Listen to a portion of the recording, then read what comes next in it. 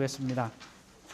지금까지는 우리가 권리의 주체로서의 법인 부분을 한다면서 권리 능력 없는 사단 또는 권리 능력 없는 재단에 대해서 쭉 살펴봤는데, 이제부터는 법인이 권리 능력을 갖기 위해서 법인이 이제 설립하는데 어떠한 절차를 거쳐서 설립하느냐 이겁니다. 우리 민법에서 민법 31조는 법인은 법률의 규정에 의함이 아니하면 성립하지 못한다.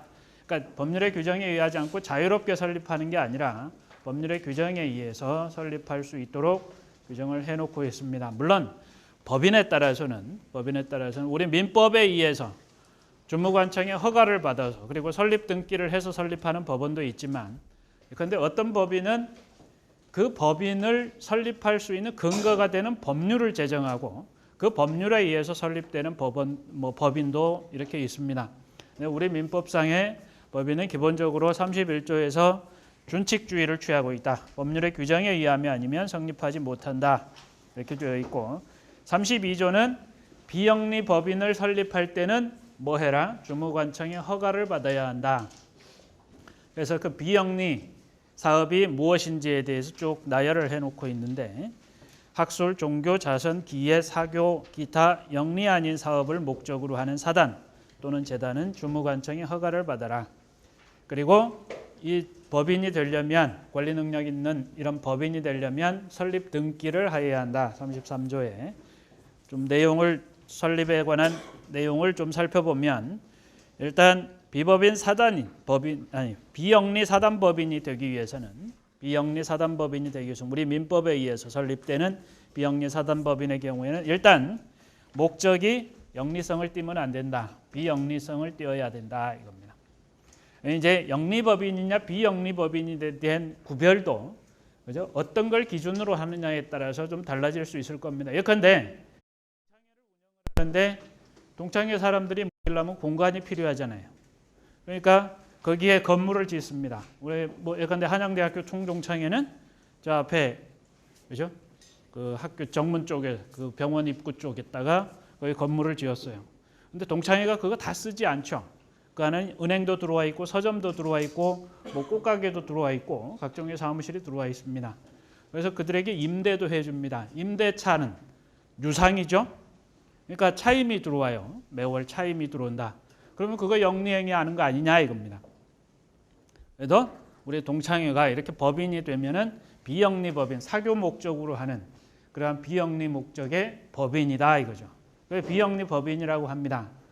그래서 영리법인이냐 비영리법인이냐의 이제 차이를 어떤 기준에 의해서 구별을 하느냐면, 대체로 우리 교과서들은 그 구성원들 사이에 그 단체, 사단이 얻은 수익을 구성원들에게 그 이익을 분배해주는, 그래서 구성원들이 이익을 추구하는 그런 것들을 영리성 있는 법인, 영리를 추구한다라고 그러고, 그렇지 아니한 구성원 이익을 추구하지 아니하는, 그래서 구성원들에게 그 사단의 이익을 분배하지 아니하는 그러한 법인을 비영리 법인이라고 일반적으로 구별을 합니다.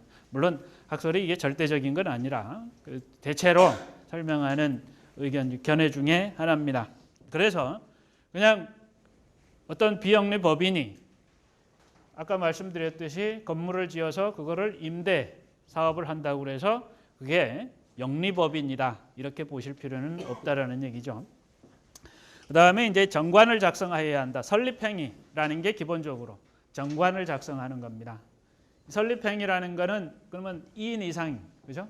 사단이면 단체니까 수인이 모여서 정관을 작성하는 거예요. 그게 설립행위라고 그러는데, 이 설립행위의 성질이 무엇인가라는 것은 이제 학설상의 논란이 있습니다. 수인이 해서 정관을 작성해서 법인을 설립하는데, 이러한 행위를 우리는 계약이라고 볼 것이냐, 계약이 아닌 다른 어떤 특수한 법률 행위로서의 합동 행위라고 볼 것인가, 학설상의 논란이 좀 있는데, 우리 이제 합동 행위라고 보는 견해도 있고요, 특수한 계약이라고 이렇게 보는 견해도 있습니다. 그러한 어떤 의견이 있다라는 정도로 참고하시고, 다만 정관이 무엇인가? 정관. 거기에 보시면 그 본문의 62페이지 사단법인의 설립자는 법인의 근본 규칙을 정하여 서면에 기재하고 기명 날인하여야 하는데, 이러한 근본 규칙을 정관이라고 한다.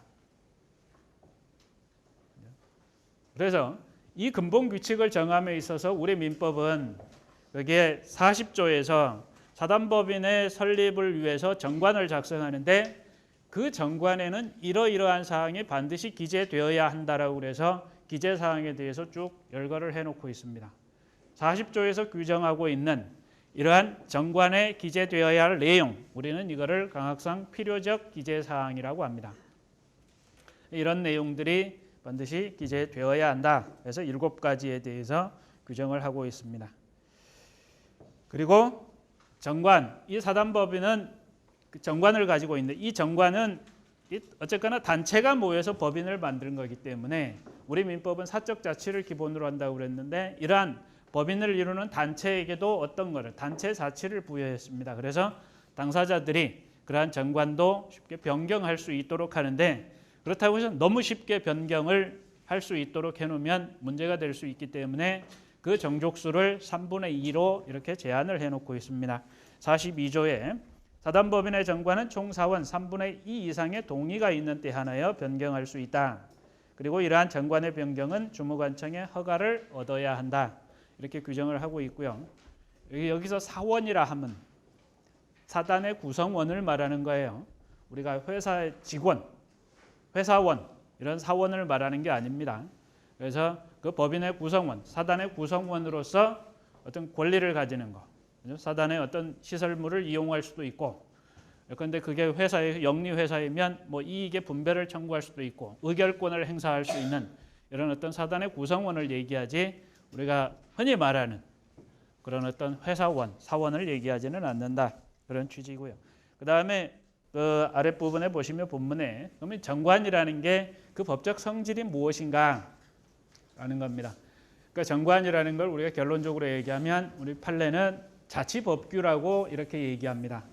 그러니까 이 자치법규라는 의미는 무엇이냐면 마음대로 다수결로 해석하지 말으라 이겁니다.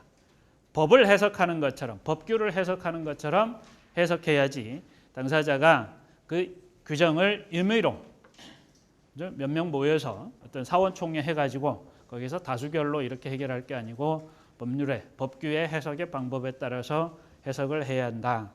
예컨대 그 각주에 85번 각주에 나와 있습니다. 어떤 사단법인의 정관에 회장의 중임을 금지하는 규정이 있다.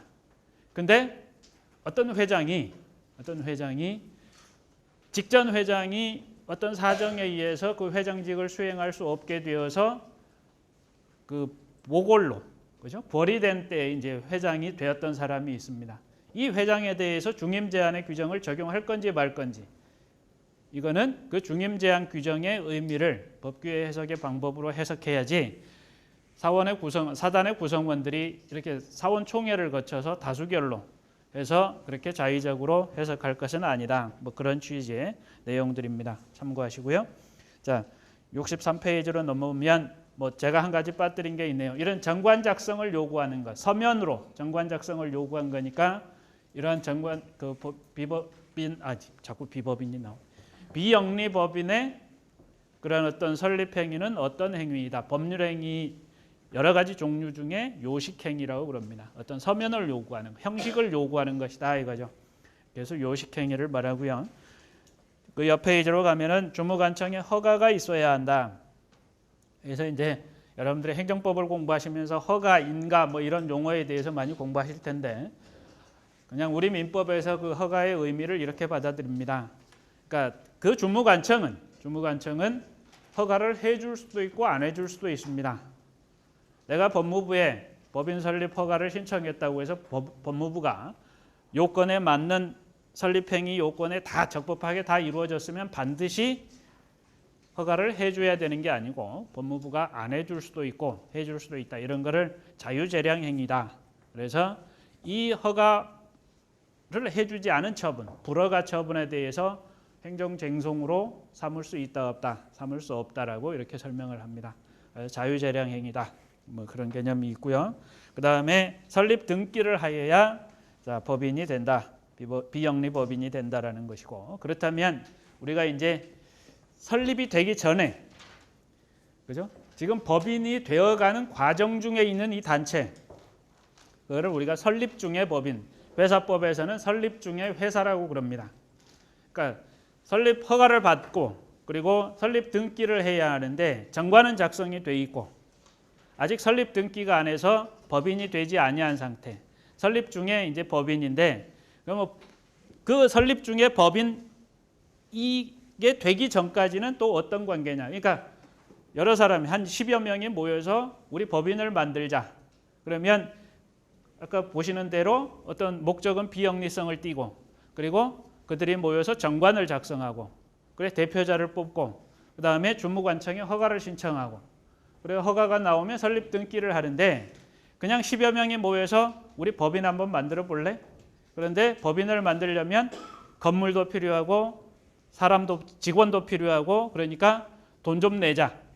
그래서 서로 간에 10명이 모여서 한 사람은 건물을 출연하고 한 사람은 직원을 위해서 월급을 하기 위해서 그 금전을 출연하고 뭐 이런 것들을 약속을 했다. 그러면 아직 정관 작성도 하기 전에 그들 간의 어떤 그러한 약정 이러한 것들을 어떻게 이해할 것인가. 그래서 우리가 이제 뭐 여기 보면은 그 10여 명을 우리가 발기인이라 그러고 그들을 발기인 조합이라고 그런다. 우리 민법 703조 이하에서 규정하고 있는 어떤 그러한 조합의 성격을 부여한다 이겁니다. 그러니까 이 발기인 조합은 비법인 사단도 아니고요. 그죠? 설립 중에 어떤 그러한 설립 과정 중에 있는 이러한 법인도 아니고 그냥 그들 사이에 계약 관계에 있을 뿐이다 이겁니다. 그러한 약정. 누구는 건물을 출연하고 누구는 금전을 출연하고 누구는 노무를 출연하고 이래서 법인을 만들기 위한 그 과정 중에 있는 것이다. 그래서 그들 자체에게 어떤 비법인 사단으로서의 어떤 성격을 부여하지는 않는다 이겁니다. 그러나 이제 정관이 작성이 되고 설립 허가를 신청하고 이러한 단계에 이르면 완전한 법인은 되지 않지만 비법인 사단으로서의 그죠? 설립 과정 중에 있는 하나의 법인이 될 수 있다 이겁니다. 그러면 그 조합 단계에서 아직 권리 능력을 아무래도 그 단체로서의 권리 능력을 갖지 아니하는 그 조합 단계, 발기인 조합들이 어떤 취득한 그러한 재산들이 당연히 법인의 재산이 되고 설립 과정 중에 법인의 재산이 되느냐? 당연히 되는 것은 아니라는 설명이 교재의 아랫부분에 설명이 되어 있습니다. 그래서 그들은 그죠? 발기인 조합이 형성한 재산이 설립 과정 중에 법인의 재산이 되고 또 법인의 재산이 되기 위해서는 그런 어떤 설립 행위를 위한 그러한 출연 행위 이런 것 플러스해서 뭐가 있다? 이 개개인들이 법인에게 재산을 양도하는 이런 양도 행위가 이런 특별한 절차가 필요하다는 얘기입니다. 별도의 행위가. 그런데 이제 그 뒤 페이지로 넘어가면 그죠? 64페이지로 넘어가면 그 위에 상단에 거기에 보면 이제 설립 과정 중의 법인, 그러니까 설립 중의 법인, 아직 설립 등기를 거치지 아니한 이런 비법인 사단으로서의 이 사단이 그죠? 취득한 재산, 그러한 재산이 법인의 재산으로 당연히 귀속시킬 수 있느냐 이거. 교재에는 그냥 당연히 그렇게 귀속시킬 수 있다라고 했고 몇 분의 그 의견을 이제 표시를 해놨는데 우리가 여기서 좀 주의할 거는 그죠? 당연히 귀속된다고 볼 수 있을까 이런 것도 한번 좀 생각을 해봐야 합니다. 그러니까 그 법인의 그 설립 취지에 맞게 설립 취지에 맞는다는 얘기는 뭐예요? 정관에 기재한 그 법인의 목적 범위에 맞아야 되는 것 아닐까 이런 생각을 합니다. 법인의 이제 조금 있다가 그 법인의 능력에 대해서 우리가 볼 텐데 법인의 그 법인이 가지고 있는 정관에 우리 법인의 목적이 무엇인가? 아까 40조에서 봤지 않습니까? 정관의 기재 사항이 뭐예요? 첫 번째가 정관의 법인의 목적이고 명칭이고 막 이러잖아요. 그 법인이 추구하는 목적이 무엇인가? 목적 범위 내에서 권리 능력을 가진다라고 그러는데 여기에서도 설립 중에 법인이 취득한 재산을 당연히 법인의 재산으로 귀속시킬 수 있다라는 이제 설명도 아마도 그런 어떤 취지를 좀 담고 있는 것은 아닐까라는 생각을 해봅니다. 그래서 그냥 당연시 이렇게 설명하기에는 좀 무리가 따른다. 아무튼 근데 그런 걸 전제하고 이렇게 교과서들이 설명하는 것으로 이해할 필요가 있다라는 취지고요.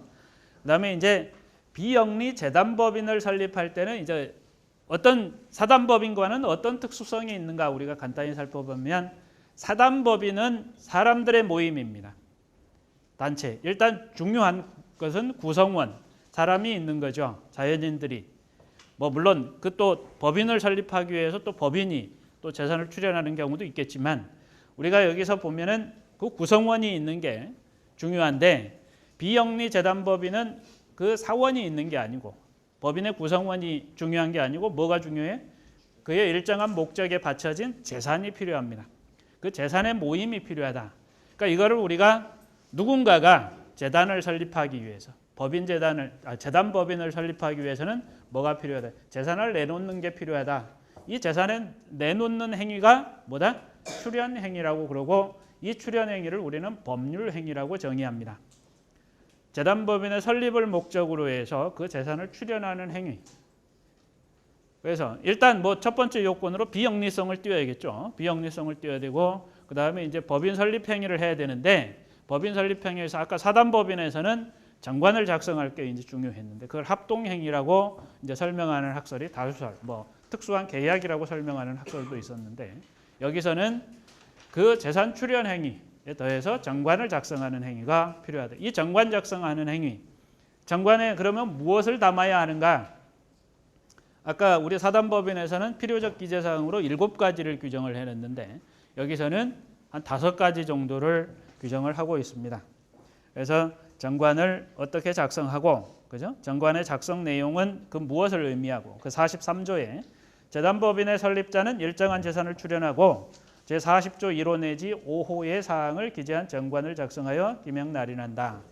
그 다음에 이 정관을 하는 것 이외에 또 해야 될 행위가 설립자에 뭐가 있어야 한다? 출연 행위가 있어야 하는데 이 출연 행위의 법적 성질을 우리는 법률 행위라고 해서 법률 행위 중에 뭐라고 그런다? 단독 행위라고 이렇게 설명을 합니다. 그런데 꼭 한 사람이 단독 행위를 꼭 할 필요는 없는 거죠. 출연자가 여러 명이면 그 여러 명이 하는 이러한 재단법인을 설립을 위한 재산 출연 행위를 그러면 아까 사단법인 설립 행위에서 정관 작성 행위를 우리가 합동 행위라고 이렇게 설명을 한다면 수인이 재산 출연 행위를 하는 것도 그러면 합동 행위라고 볼 거냐? 뭐 이렇게 이제 그런 어떤 논란도 좀 있을 수 있는데 우리 교과서들은 대부분이 단독 행위가 경합하고 있다. 이렇게 이제 단독 행위로 이해를 합니다. 그다음에 거기에 뭐 밑에 재단법인 설립 행위는 아까 정관 작성 이런 거 전부 다 서면으로 하기 때문에 요식행위라고 그랬고 상대방 없는 단독행위다. 여기 상대방이 있다 없다 이런 의미는요. 우리가 이렇게 이해를 하면 될 것 같아요. 개념적으로 똑같이 설명은 안 하는데 단독행위는 간단히 얘기하면 지난 시간에 말씀드렸듯이 그 행위자가 자신의 일방적인 의사표시에 의해서 법률관계를 형성시키는 행위를 단독행위라고 이렇게 얘기합니다. 그런데 상대방 있는 단독행위, 상대방 없는 단독행위 이렇게 이제 구별해서 설명을 하는데 상대방이 없다라는 의미는 그 상대방에게 의사표시의 효력이 도달해야 효력이 발생하느냐 그렇지 않느냐에 따라서 좀 구별을 합니다. 일반적으로 그 두 개의 설명이 반드시 또 달리 이렇게 좀 어렵게 설명하시는 분들도 있는데 상대방에게 도달해야만이 의사표시의 효력이 발생하는 거.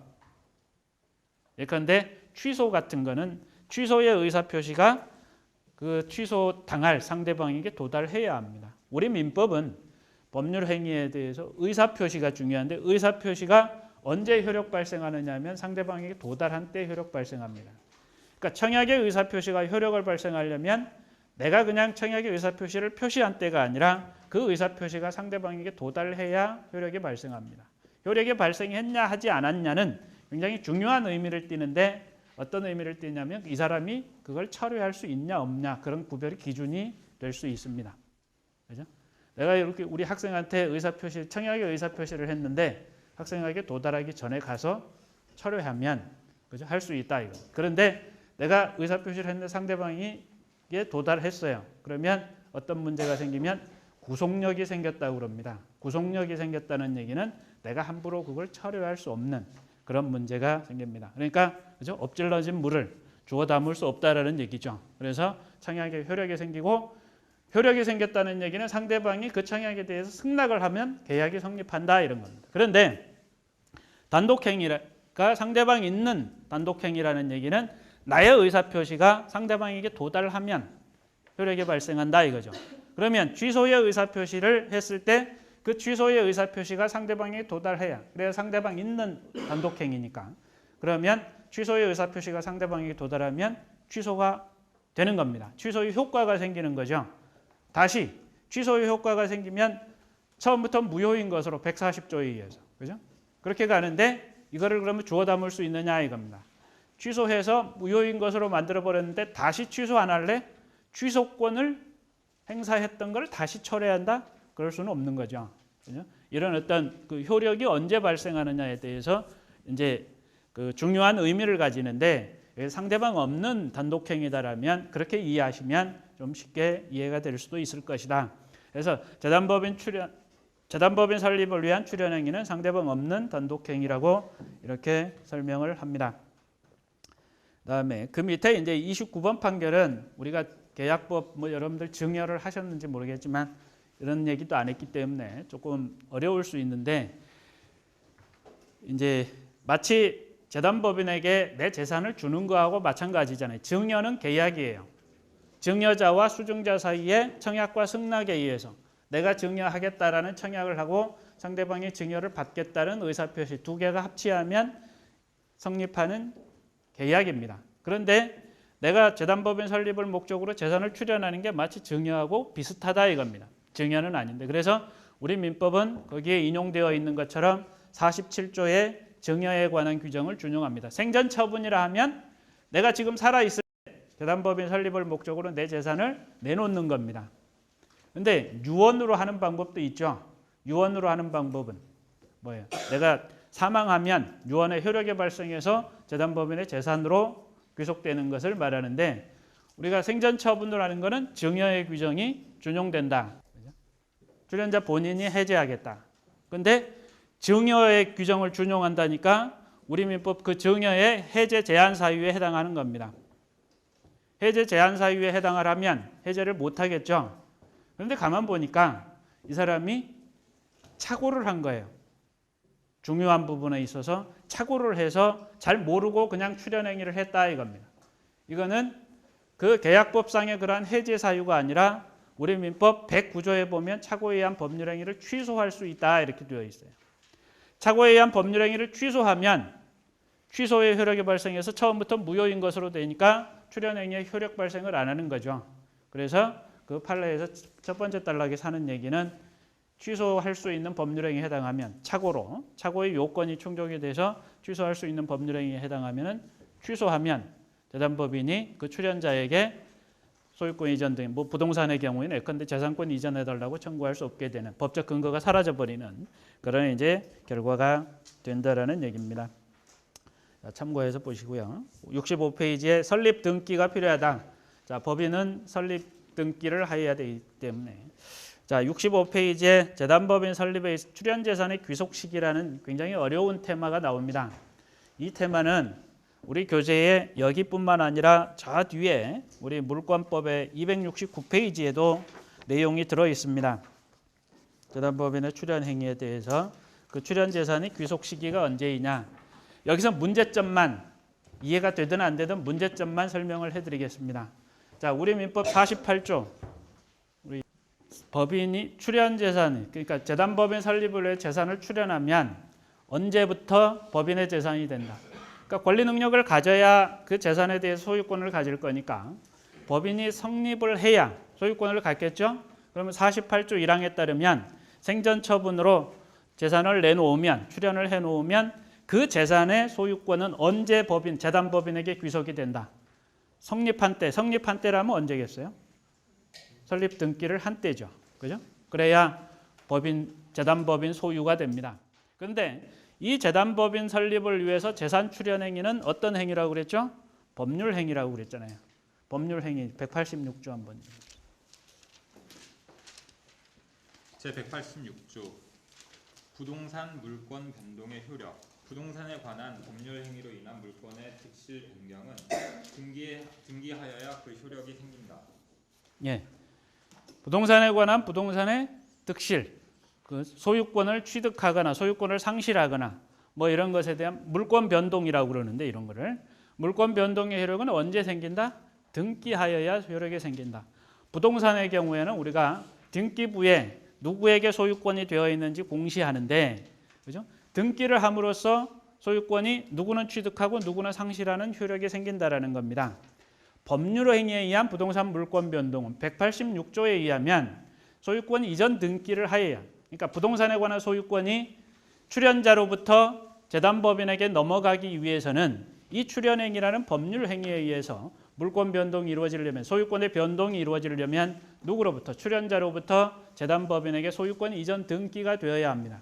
그러니까 그래서 48조에서 법인이 성립한 때란 법인 설립 등기를 한 때를 말하는데, 이 법인 설립 등기가 부동산 등기를 말하는 거 아니에요. 법인 설립 등기는 법인 등기부를 말합니다. 그죠? 법인 등기부. 이 법인 등기부에 법인이 설립되었으면 이제 해서 해당 내용을 등기부에 기재를 하면 등기가 된다 그러고, 부동산 물권 변동을 위한 그 효력 발생 요건으로서의 등기라 하면 토지 등기부 또는 건물 등기부에 권리 변동 사항을 기재하는 것을 우리가 등기라고 이렇게 얘기합니다. 기재된 내용 자체를 우리가 등기 또는 기재하는 행위, 이걸 등기한다라고 이렇게 얘기하는데, 부동산 예컨대 재단법인 설립을 위해서 출연자가 자신 소유의 X토지를 재단법인 설립을 위해서 출연을 했으면 48조에 따르면 재단법인을 정관 작성해 갖고 주무관청의 허가를 받아서 설립 등기하면, 법인 설립 등기를 하면 그때로부터 48조에 의하면 재단법인의 재산이 된다라는 얘기입니다. 48조에 어디 부동산 등기를 이전 등기를 하라 이런 얘기가 없잖아요. 그런데 186조에서는 뭐라고 되어 있어요? 부동산 물권이 변동하기 위해서는 그 부동산에 대해서 변동의 등기를 해야 효력이 생긴다라고 했기 때문에 48조하고 186조의 의미가 다릅니다. 이걸 사례로 꾸며보면 이런 거죠. 갑이라는 예컨대 이제 법인이 있습니다. 이 재단 법인이죠. 근데 을이라는 이 사람이 출연자입니다. 출연자인데 이 사람이 이제 X토지를 출연을 했습니다. 이 법인 설립을 위해서 이 출연 행위를 했는데 요거는 단독행위라고 그랬고, 단독행위라고 그래서 법률 행위라고 설명을 했는데 48조에 따르면 뭐라고 되어 있냐면 이 법인이 재단 법인이 그죠? 성립된 때, 성립이라면 설립 등기한 때 법인 설립 등기를 하면 소유자가 된다라고 그랬는데 186조에 따르면 그렇지 않다. 뭐라고 되어 있습니까? 법률 행위와 물권 변동 이렇게 되면 등기를 해야 되기 때문에 이 등기라는 건 이 등기를 말하는 게 아니라 부동산 물권 변동을 위한 등기를 말한다 이겁니다. 이 등기가 되어 있지 않으면, 그러니까 X토지에 관한 부동산 등기부, X토지 등기부에 보면 여기에 현재 을 소유되어 있겠죠. 그죠? 을 소유되어 있는데 그 다음에 갑 재단법인이 소유권을 취득하기 위해서는 갑 재단법인 이렇게 소유라고 등기부가 이렇게 기재가 되어야 된다 이겁니다. 근데 48조에서는 이걸 요구하지 않잖아요. 이걸 요구하지 않습니다. 그러면 48조에 의할 것이냐 186조에 의할 것이냐 이겁니다. 예를 들어서 여기서 출연 행위는 했는데 아직 갑 재단법인이 설립이 되어 있고 현재 아직 X토지에 관해서 갑 재단법인 명의로 소유권 이전 등기를 하지 아니한 상태다. 자, 순서를 적어보면 을 출연을 했고, 을이 출연 행위를 했고, 두 번째 갑 법인 설립되었고, 갑 법인이 설립 등기 마쳤고, 근데 세 번째 아직 소유권 이전 등기는 갑 법인 명의로 이루어지지 않은 상태. 누구의 소유이냐 이겁니다. 그런데 여기서 을이 출연 행위를 했음에도 불구하고 병에게 팔아버렸습니다. 소유권 이전 등기를 해줘 버렸습니다. 갑 재단법인에게 소유권 이전 등기를 해줘야 하는데 이렇게 하지 않고 그냥 병 소유권 이전 등기를 해줘 버렸다 이겁니다. 그러면 이 X토지에 관한 소유권이 누구에게 귀속되는가? 갑 법인이냐 아니면 현재 등기부에 등기되어 있는 병이냐라는 게 법률 관계가 문제가 되는데, 조문 하나만 더 읽어볼까요? 우리 187조 한번 읽어요. 민법 제187조 등기를 요하지 아니하는 부동산 물권 취득 상속, 공용징수, 판결, 경매, 기타 법률의 규정에 의한 부동산에 관한 물건의 취득은 등기를 요하지 아니한다. 예. 그러면 예, 됐습니다. 상속, 공용징수 등등에서 기타 법률의 규정에 의한 부동산의 물권 변동은 뭐를 요하지 아니한다. 등기를 요하지 아니한다 이겁니다. 자, 단독행위, 출연행위가 단독행위로서 법률행위라 그랬고 그 법률행위에 의한 거는 186조가 적용되는 게 맞을 것 같은데 187조는 법률행위에 의하지 아니하는 물권 변동이라고 해놓고 상속, 공용징수, 판결, 기타 법률의 규정에 의한 이 법률의 규정을 48조도 법률의 규정이라고 보면 48조도 법률의 규정의 내용이라고 보면 186조가 적용되는 게 맞아요? 187조가 적용되는 게 맞아요? 187조를 적용하는 게 맞을 수도 있을 것 같습니다. 만약에 48조를 187조의 법률의 규정의 내용이라고 보면 법인이 성립한 때에 48조의 규정에 의해서 등기 없이도 갑재단법인은 엑스토지에 관한 소유권 이전 등기 없이도 갑법인은 엑스토지의 소유권을 취득하지만 만약에 187조가 적용되지 않고 186조가 적용된다. 왜? 이 출연행위가 단독행위로서 법률행위이기 때문에. 그러면 186조에 의해서 등기를 하여야 하는데 아직 갑법인 재단법인이 성립은 되어 있지만 자신의 명의로 엑스토지 소유권 이전 등기를 마치지 아니한 상태에서 출연자 을이 병에게 매도하고 소유권 이전 등기를 해줘버리면 이때 186조가 적용이 되면 역시 병이 소유권을 취득한다 이겁니다. 이렇게 해서 어떤 조항을 적용하느냐에 따라서 그 결론이 달라지는데 학설상의 논란이 좀 있다 이겁니다. 이런 부분에 관해서는 우리가 이 정도의 문제의식만을 가지고 넘어가겠습니다. 나중에 물권 변동할 때 다시 한번 좀 다루고요. 자, 67페이지로 넘어가겠습니다. 거기 법인의 이제 능력, 자연인의 능력에서 우리가 권리 능력, 행위 능력, 의사 능력, 책임 능력 이런 얘기를 했는데 법인에서도 이제 권리 능력, 행위 능력, 불법 행위 능력 이런 등등의 능력의 얘기가 나옵니다. 법인은 사람은 생존한 동안 권리 능력을 가지는데 법인은 어떠한 범위 내에서 언제 권리 능력을 가지냐? 법인이 성립된 때에 권리 능력을 가지겠죠. 그런데 법인이라는 게 이 권리 능력이 자연인처럼 그죠? 좀 법인이라는 건 좀 특수한 성질을 가지기 때문에 자연인과 대비해서 좀 다르다 이겁니다. 다르다. 그래서 우리 민법 34조는 정관에 정한 목적 범위 내에서 권리 능력을 가진다라고 이렇게 규정을 해놨는데 그게 좀 설명이 순서대로 말씀을 드리면 첫 번째 권리 능력의 범위를 34조 이거 말고 일단 성질에 의해서 좀 권리 능력이 어떻게 되는지를 좀 살펴보면 간단하게 이런 겁니다. 자연인은 상속도 받을 수 있고, 그죠? 자연인 자신이 친족으로서의 권리. 그러니까 자연인이 부부와 결혼을 하면 부인과 이제 또는 남편과 결혼을 하면 그 부부 사이의 어떤 권리, 부자지간의 어떤 그러한 권리, 이런 권리들은 법인에게 인정이 안 되는, 그죠? 성질상의 제한이 좀 있을 수 있다. 그다음에 법률에 의한 제한이 있는데 법률에 이러이러한 법인은 어떠어떠한 권리만을 가진다라고 했는데 우리 민법이 이제 예를 들자면 우리 민법 81조가 그런 것들을 규정을 하고 있습니다. 우리 민법 81조는 뭐라고 이제 규정을 해놓고 있냐면 해산한 법인은 청산의 목적 범위 내에서 권리가 있고 의무를 부담한다 이랬습니다. 그러니까 법인을 해산을 하려면 이제 청산을 해야 되는데 그래서 그걸 우리가 청산법인이라고 그러는데 청산법인은 그 본래 해산되기 전에 본래의 그 법인의 권리 능력을 다 가지는 게 아니고 청산의 범위 내에서만 권리와 의무를 가질 수 있다. 그래서 법률에 의한 제한이라고 예컨대 설명을 합니다. 그다음에 이제 34조에서 규정하고 있는 목적 범위 내에서의 제한이 무엇인지에 대해서 이렇게 이제 살펴볼 텐데, 자 거기에 보시면 정관으로 정한 목적 범위 내 그 의미가 무엇인가?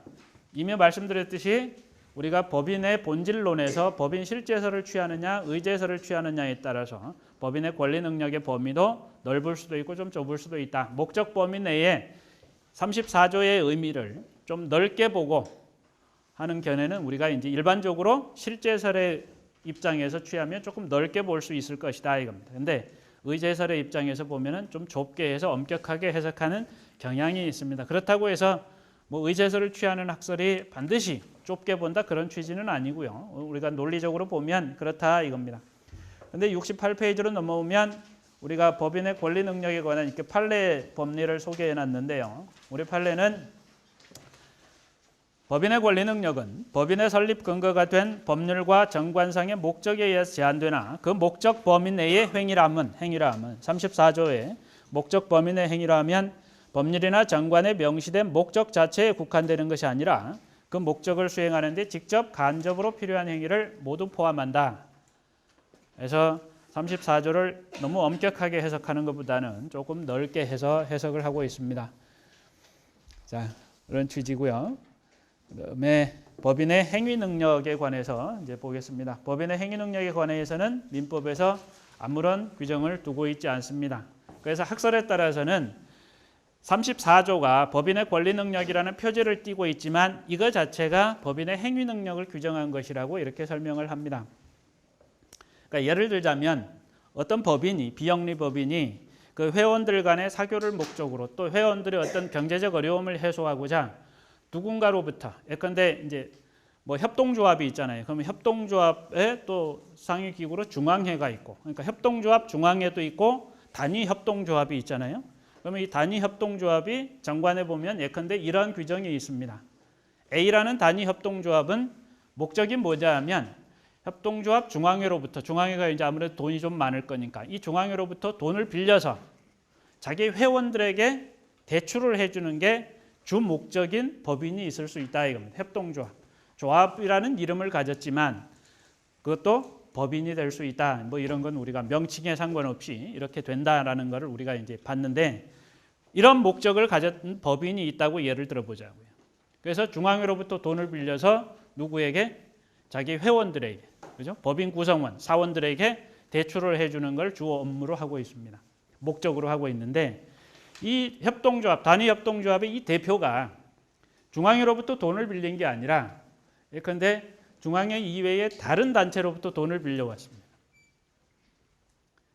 그 조합의 이름으로 당연히 그죠? 법인의 이름으로 돈을 빌려왔을 경우에 이 대출 행위, 이러한 행위, 법인의 행위로서 인정이 되느냐 이런 게 법인의 행위 능력의 문제예요. 법인의 행위 능력의 문제다.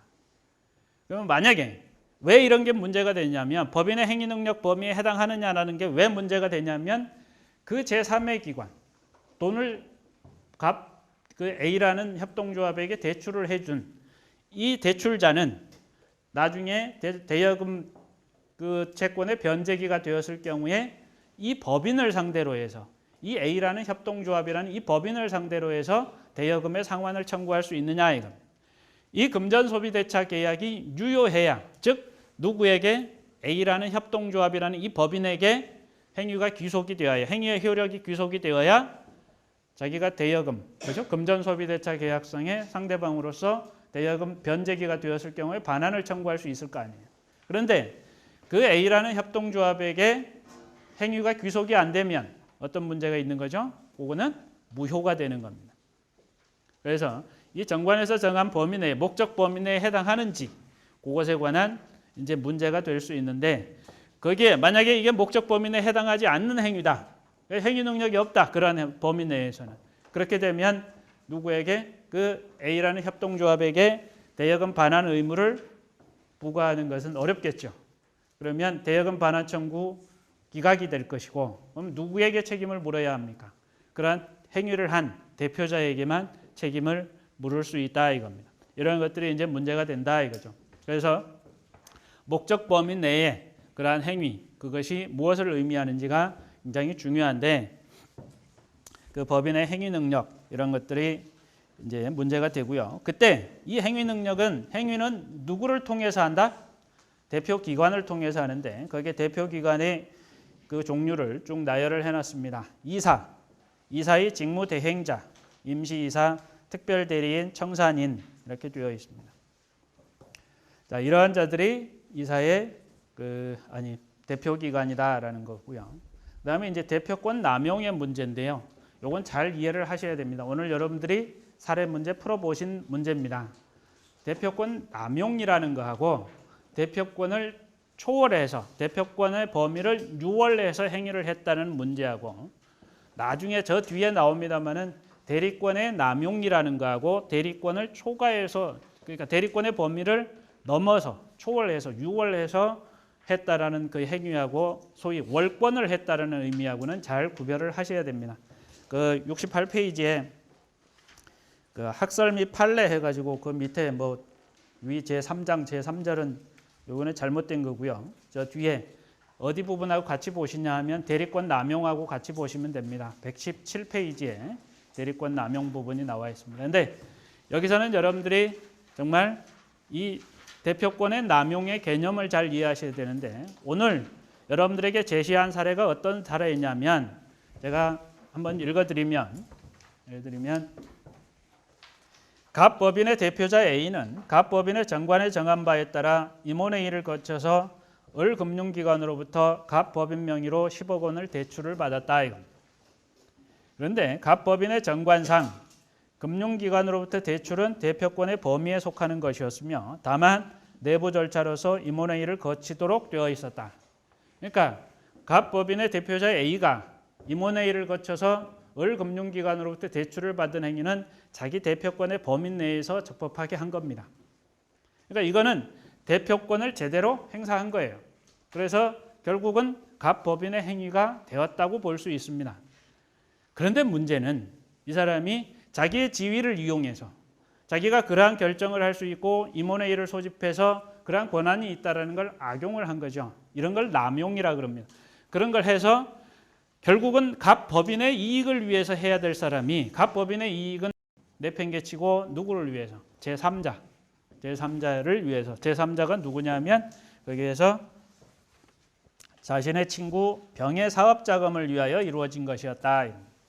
그러니까 외관상 보면은 그죠? 대표권의 범위 내에 들은 행위이고 그걸 위해 적법하게 절차를 거쳤기 때문에 또 갑 법인의 대표자 A가 대표자로서 한 행위이기 때문에 누가 봐도 대표자로서 갑 법인의 행위를 한 것이라고 볼 수 있습니다. 그러나 속내막을 보면 자기 친구 또는 자기 자신의 이익, 대표자 개인의 이익 또는 제3자의 이익을 위해서 이러한 행위를 한 경우 일종의 배임을 한 거죠.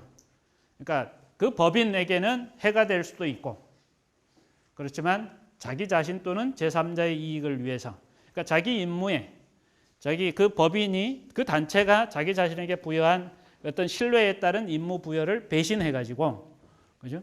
자기 또는 제3자의 이익을 추구한 것이다. 이걸 우리가 배임적 행위다. 그래서 대표권의 남용이라고 합니다. 만약에 법인의 대표가 아닌 개인의 어떤 대리인이 그랬다면 그러니까 대리인도 대리권을 수여한 본인을 위해서 그 대리권의 범위 내에서 행위를 해야 되는데 대리권의 범위 내에서 본인을 위해서 행위한다고 표시는 하면서 자기 자신의 이익만을 추구하거나 아니면 자기하고 연관되어 있는 제3자의 이익을 추구하는 경우 그래서 그러한 대리 행위를 한 경우 이거를 대리권 남용이라고 그럽니다.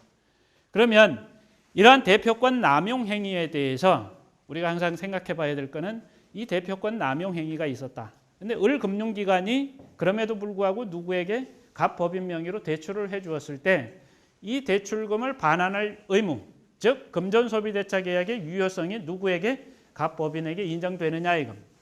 그러니까 우리 사례에서 갑 법인은 이 대표자의 대표권 남용 행위로 인해서 을 금융기관과 금전소비대차 계약을 체결했는데 이 금전소비대차 계약이 대표권 남용에도 불구하고 유효하냐 이겁니다. 원칙적으로 유효합니다.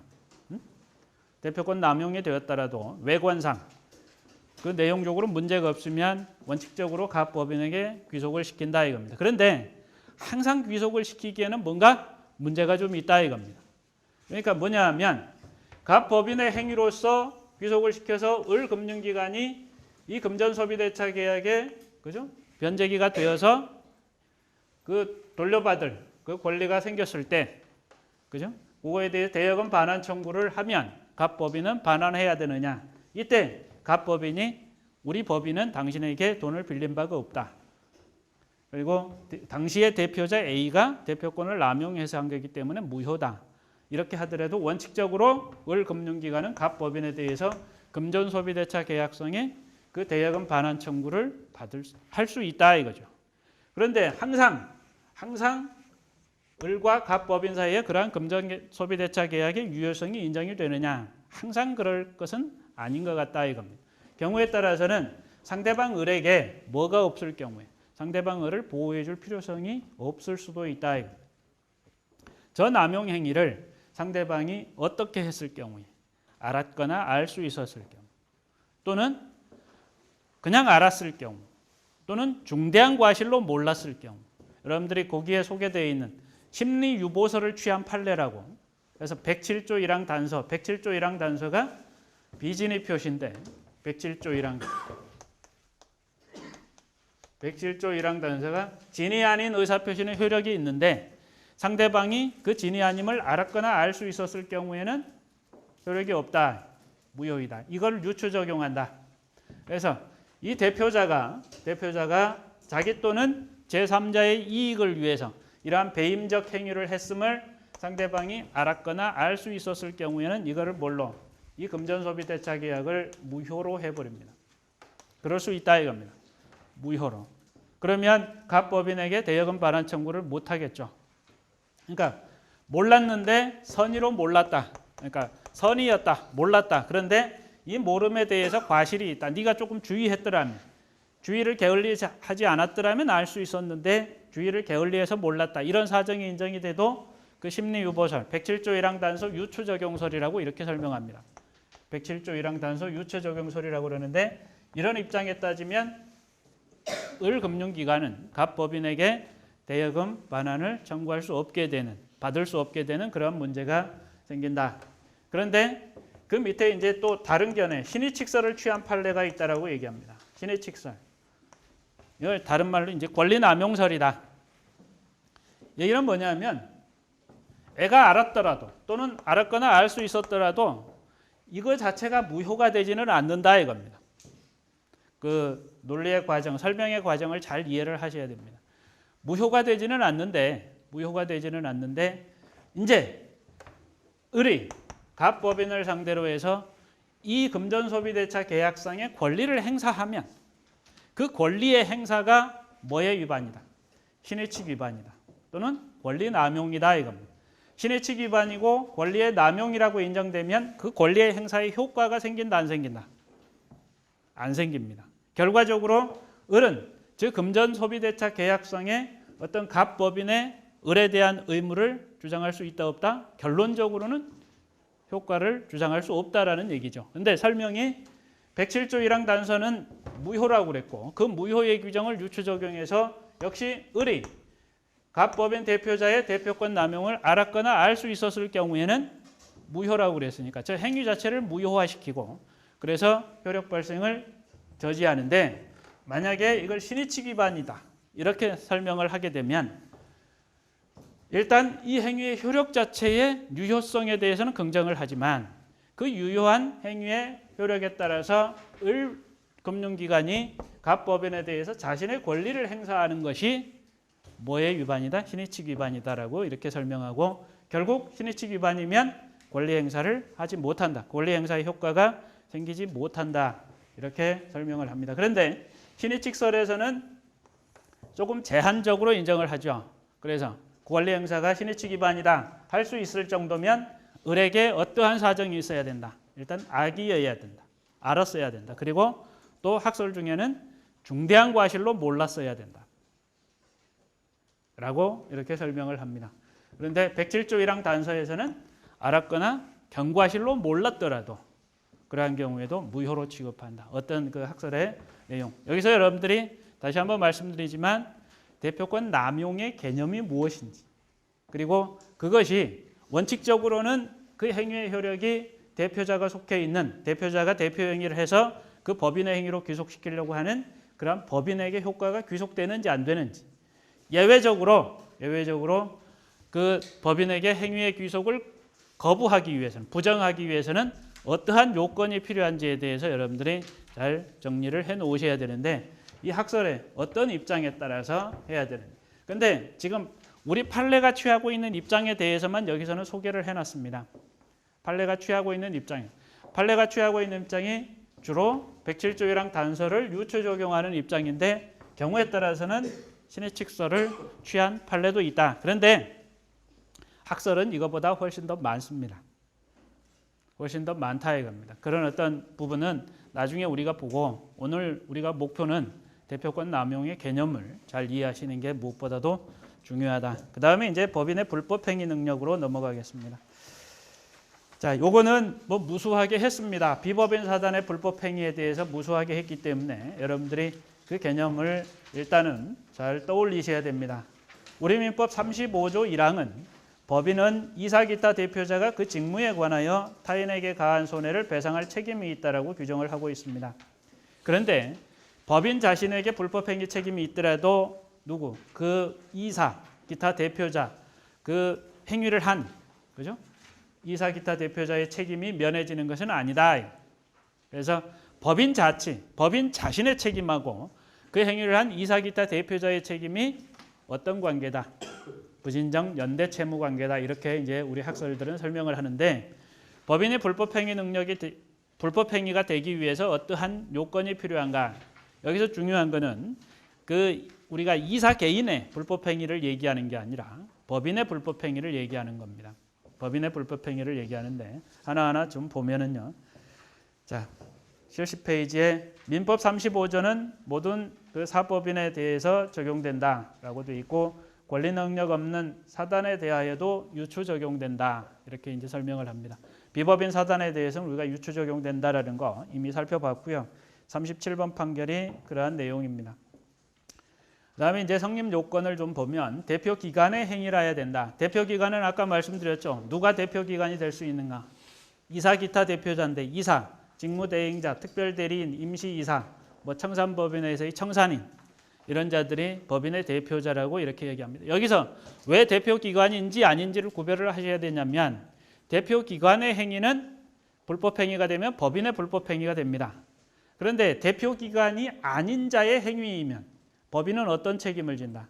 법인의 불법행위 책임, 즉 35조 1항이 적용되는 게 아니라 대표 기관 아닌 자의 행위에 대해서는 법인이 책임을 지는데 법적 근거가 다르다 이거. 그리고 요건도 차이가 난다. 그런 경우에는 몇 조? 756조가 적용된다. 사용자 책임이 적용된다. 그러니까 대표 기관의 행위인지 아닌지, 그자가 대표 기관인지 이런 것들을 잘 알아야 되는데 여기서 이사, 직무대행자, 임시이사, 뭐 청산인 이런 자들은 딱 나와 있잖아요. 분명하게. 그죠? 그런데 이제 애매한 것들이 있습니다. 실질적으로 대표권을 행사하는 자.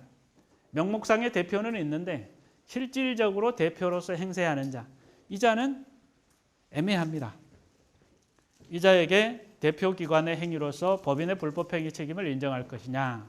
그게 이제 설명을 하고 있는데 70페이지, 71페이지로 이어서서 35조 1항에서 정한 법인의 대표자에 당의 법인을 실질적으로 운영하면서 사실상 대표하여 법인의 사무를 집행하는 사람도 포함되는가? 포함된다라는 얘기입니다. 자, 판례를 참조하시고요. 71페이지 중간 부분에 대표권이 없는 이사, 대표권이 있는 이사만이 대표기관으로 인정이 되는데 대표권이 없는 이사 아니면 이런 대표기관이 아닌 자의 행위는 아까 말씀드렸듯이 35조 1항에서 말하는 법인의 불법행위 책임이 귀속되지 않는다. 그자들의 행위는 그죠? 그 본인들이 그 행위를 한 자신들이 불법행위 책임 지는 것 이외에 법인에게는 어떤 책임이 귀속될 수 있다? 사용자 책임이 귀속될 수 있다. 사용자 책임은 750조 1항이 적용됩니다. 그래서 그 요건이 좀 차이가 있다라는 거고요. 두 번째 요건으로 직무 관련성을 얘기합니다. 여기서 직무 관련성, 직무에 관하여 35조 1항에서 대표자가 그 직무에 관하여인데 직무에 관하여의 의미가 무엇인가 이거죠. 그 72페이지로 넘어오면요. 직무에 관하여의 의미에 관하여 통설과 판례는 넓게 이해한다. 이거를 외형 이론이라고 이렇게 설명을 합니다. 직무에 관하여의 범위를 주관적 구체적으로 판단하는 게 아니라 객관적 추상적으로 판단한다. 그래서 그 밑에 보시면 사회관념상 관련성을 가지는 행위. 이런 행위 정도면 직무 관련성을 인정한다. 딱 그 대표권의 범위에 정해져 있는 그 직무 행위만을 해당하는 게 아니라, 그죠? 객관적 추상적으로 파악해서 꼭 그 행위가 아니더라도 인정할 수 있다 이겁니다. 그런데 그 밑으로 내려오면 외형 이론의 제한이라고 설명을 하고 있습니다. 그런데 이런 어떤 직무가 관련되지 않았다는 것을 상대방이 여기서 보면은 을 같은 자가 알았습니다. 알고 있었어요. 그럼에도 불구하고 그 대표자하고 그런 행위를 했다. 에는 보호 필요성이 없는 거죠. 그러니까 상대방 갑법인에게 계약상의 책임도 묻지 못하지만 지난번에 말씀드렸듯이 계약상의 책임을 묻는 것이냐, 그러니까 계약상의 그 본래의 급부의 이행을 청구하는 것이냐, 아니면 그런 문제가 아니라 어떤 불법행위 또는 채무 불이행을 이유로 하는 손해배상을 청구하는 것이냐 구별할 수 있어야 된다고 그랬는데, 여기에서 지금 얘기하는 것은 만약에 을이 이 직무하고 관련되어 있지 않다라는 걸 알았다면, 그죠? 아까 여기서 이 배임적 행위를 알았다는 직무 관련성이 없이 자기 자신의 어떤 이익을 추구한다든지 제3자의 이익을 추구하면 알았다면 이 계약상의 본래의 급부 청구 못 하잖아요. 그죠? 그 다음에 이걸 가지고 불법행위 책임을 묻더라도 물을 수 없게 된다. 그런데 이제 과실이 있는 경우가 좀 문제됩니다. 알지는 못하였는데 그냥 경과실로 몰랐다. 통상의 주의를 기울이지 않아서 몰랐다라는 정도. 그 정도 가지고 불법행위 책임을 물을 수 있느냐 없느냐, 물을 수 있다라는 겁니다. 그런데 중대한 과실로 현저하게 주의를 기울이지 못하면, 현저하게 주의를 기울이지 못해서 중대한 과실이 있다라고 인정이 되면 보호의 필요성이 없다. 그래서 이 상대방 을은 갑법인을 상대로 해서 본래의 급부 청구하지 못할 뿐만 아니라 뭐 또 35조 1항에 따른 불법행위 책임도 물을 수 없다라는 얘기입니다. 여기서 그러니까 악의이거나 중과실이 있어서 모르는 경우에는 불법행위 책임 물을 수 없다. 그런데 전혀 몰랐거나 아무런 과실 없이 몰랐거나 과실이 있는데 그냥, 그죠? 통상의 주의를 게을리해서 과실이 있는 정도, 경과실이 있는 정도의 그러한 이유로 알지 못하였다면 불법행위 책임은 물을 수 있다. 그런데 여기서 그러면 중대한 과실이 있는 경우는 불법행위 책임 못 묻고 경과실이 있는 경우는 불법행위 책임을 묻고, 그런데 경과실이 있는 경우에 을에게는 어떤 불이익이 있겠습니까? 손해배상액을 산정하는데 이 사람의 경과실 정도는 액을 산정할 때 참작을 하면 되겠죠. 이런 것들을 우리가 과실상계라고 그럽니다. 그러니까 본래의 급부, 계약상의 본래의 급부를 청구하는 거하고 손해배상을 청구하는 거하고 이제 금액에 있어서 차이가 생기는 거예요.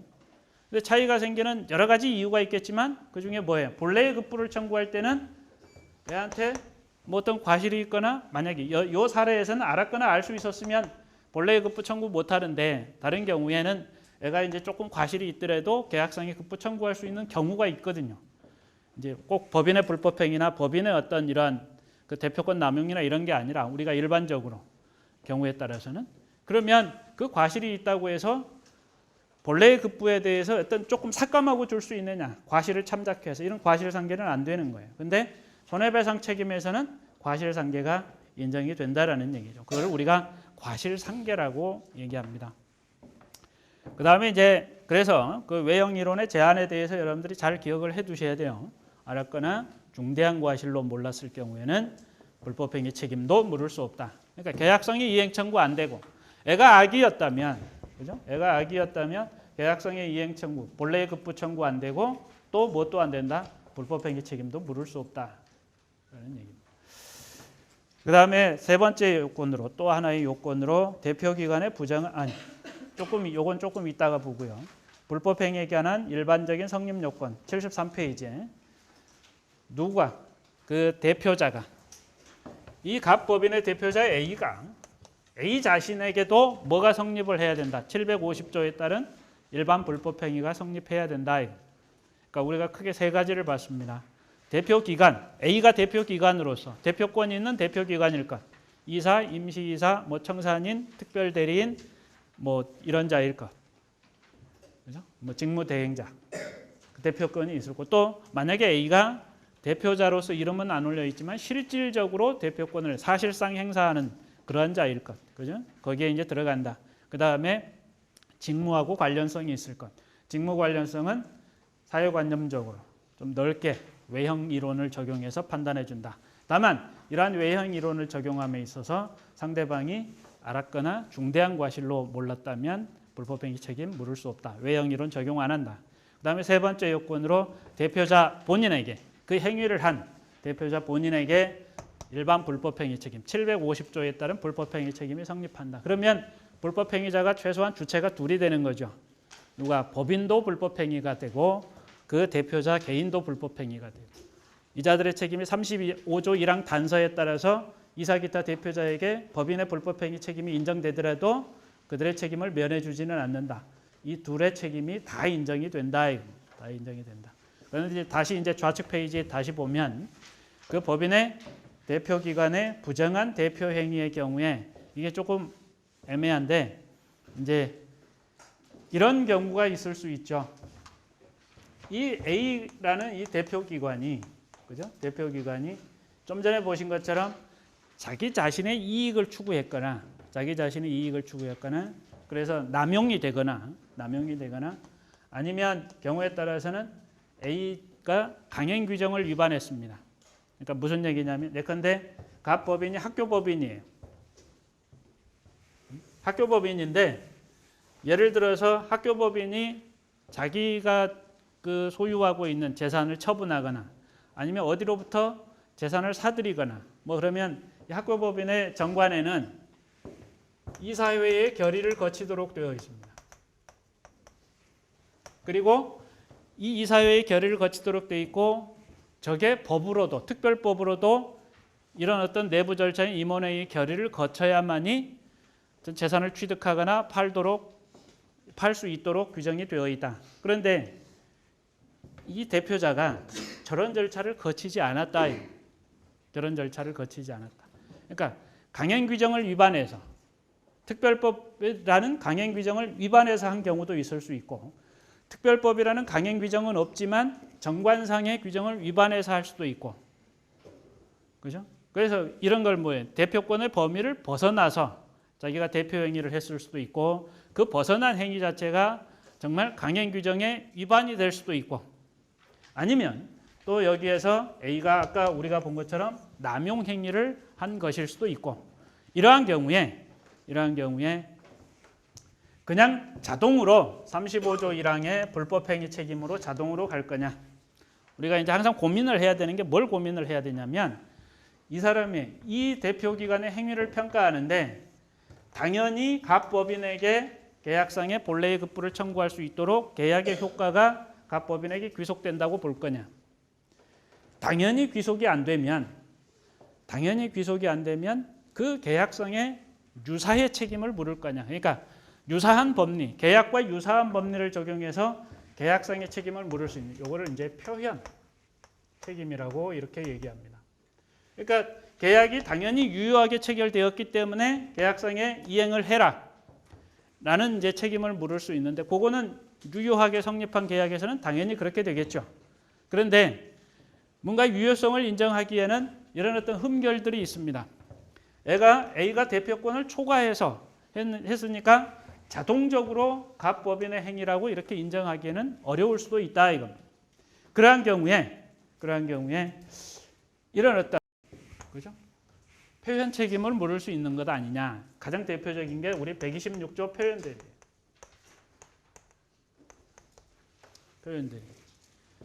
이 표현대리에 따르면 자동적으로 유효하지는 않습니다. 근데 어떤 요건을 대비해 보니까 이러한 어떤 책임을 물을 만한 126조의 책임을 물을 만한 요건이 충족이 되었다. 그러면 표현 대리의 책임을 묻습니다. 이 계약 자체가 당연 유효해서가 아니라 이런 어떤 표현 책임을 물을 만한 이러한 요건이 충족이 되면 그거 자체는 계약상의 책임이라고 우리가 인정을 해줍니다. 불법행위 책임을 묻는 거 하고요. 불법행위 책임을 묻는 거 하고 왜 그냥 자동으로 불법행위 책임 물으면 되지? 왜 이걸 따집니까? 이거는 법률행위가 이제 유효하지는 않지만 유효한 것으로 취급해서 법률행위상의 계약상의 책임을 묻는 거예요. 그런데 불법행위 책임을 물으면 이게 무효가 됐거나 이름으로써 의리 입은 손해에 대해서 불법행위에 기한 그 요건 충족을 조건으로 해서 책임을 묻는 겁니다. 이 두 개를 왜 따지느냐? 학설상에 어떤 차이가 있길래 분명히 차이가 있기 때문에 따지죠. 아까 제가 과실상계 같은 거는 계약상에 본래의 급부 청구할 때는 과실상계 못한다고 그랬습니다. 그런데 이런 표현대리 책임을 묻는 거는 본래의 급부를 이행하라고 묻는 거예요. 표현대리가 적용되면 본래의 급부를 이행하라고 책임을 묻는 겁니다. 근데 불법행위는 본래의 급부가 좌절됐으니까 내가 입은 손해를 배상하라고 묻는 겁니다. 손해배상을 할 때는 을이 과실이 있다면 과실상계가 적용이 됩니다. 차이가. 그런데 을에게 과실이 있어도 표현대리 책임이 인정된다면 표현대리 책임에 따라서 각 법인이 본래의 급부를 이행을 해야 된다면 그때는 을에게 과실이 있더라도 뭐를 참작하지 않는다. 을의 과실을 참작하지 않는다 이겁니다. 그러면 각 법인이 이행해야 될 범위가 불법행위 책임을 묻느냐 표현대리 책임을 묻느냐에 따라서 범위가 달라질 수도 있겠죠. 이거 이외에도 예컨대 을이 언제 얼마의 기간 동안 권리 행사를 할 수 있느냐. 을이 가지는 권리의 소멸시효 기간에 적용 문제에 있어서도 차이가 있을 수 있습니다. 그래서 그런 어떤 논리적인 근거 또 결론에 있어서 차이가 있기 때문에 126조를 적용하느냐 아니면 35조 1항을 적용하느냐 아니면 둘 중에 어느 하나를 마음대로 이 권리자가 선택할 수 있느냐 이런 부분에 대한 논란이 좀 계속 있습니다. 그 논란의 내용이 보면은 73페이지의 상단에 적혀 있는 내용입니다. 내용인데 우리 판례는 대표권 이런 대표권 남용과 관련해서 표현대리의 책임을 적용하지 않고 그냥 법인의 불법행위 책임을 적용했다라는 내용이 우리 교재에 적혀 있습니다. 자, 73페이지 아랫부분에 법인에게 불법행위 책임 요건이 충족이 되면 법인도 책임을 지고 그 이사도 책임을 진다라는 내용이 되어 있고요. 74페이지로 한번 넘겨보시기 바랍니다. 74페이지에 그 첫 번째 단락의 그 판례, 그러니까 41번 판결이네요. 41번 판결에 여기에 보시면 35조 1항과 756조의 차이점에 대해서 설명을 해놓고 있습니다. 그죠? 74페이지 첫 번째 단락에 민법 35조 1항 그리고 민법 756조 제1항이 어떠한 경우에 적용되는지에 관해서 설명을 하고 있습니다. 그래서 그걸 참고해 주시고요. 그 다음에 74페이지 아랫부분에 대표기관 개인의 불법행위 책임과의 관계인데요. 여기 보시면 이사기타 대표자는 법인과 아까 35조 1항 단서에 따라서 다 책임을 집니다. 그 책임의 관계를 우리가 부진정 연대 책임이라고 이렇게 설명했는데 여기 42번으로 그 판결이 인용되어 있는 건 이 사원총회 같은 데 참석해서 법인의 구성원이 그런 어떤 대표자의 행위에 대해서 동의를 해줬습니다. 동의를 해줬을 때 법인의 구성원인 사원도 책임지느냐, 대표자가 아닌 자. 그러니까 그런 어떤 불법 행위를 참여하지 않은, 그러니까 여기 대표자 A처럼 자기 자신의 어떤 권한을 초과해서 또는 권한을 남용해서 하는 그러한 불법 행위를 직접 하지 않고, 예컨대 결의에 참여해서 동의를 해줬거나 이런 자도 당연히 법인과 함께 공동으로 또는 이런 부진정 연대해서 책임을 져야 되는가에 관한 논란인데, 특별한 사정이 없는 한 그런 책임을 지지 않는다. 판결문 같은 걸 읽으실 때요, 학설 같은 걸 읽으실 때 그 맨 밑에 그 페이지에 밑에서 그죠? 바로 위 한 셋째 줄에 이러이러한 사정이라고 볼만한 사정이 없는 한 뭐 그러하지 아니하다, 또는 이러이러한 사정이 있어야 가능하다, 이런 표현에 대해서도 좀 유의해서 보시기 바랍니다. 당연히 그러한 것은 아니다. 그 다음에 이제 75페이지에 마지막으로 하나만 더 말씀을 드리면, 법인의 불법행위 책임이 성립하지 아니한 경우에 그 35조 2항에서 규정을 하고 있습니다. 35조 2항에서 뭐라고 규정을 했냐면 35조 2항을 보시면요, 법인의 목적 범위 외의 행위로 인하여 타인에게 손해를 가한 때에는 그 사항의 의결에 찬성하거나 그 의결을 집행한 사원, 이사 기타 대표자가 연대하여 배상하여야 한다. 그러니까 법인의 불법행위 책임이 부정되는 경우에,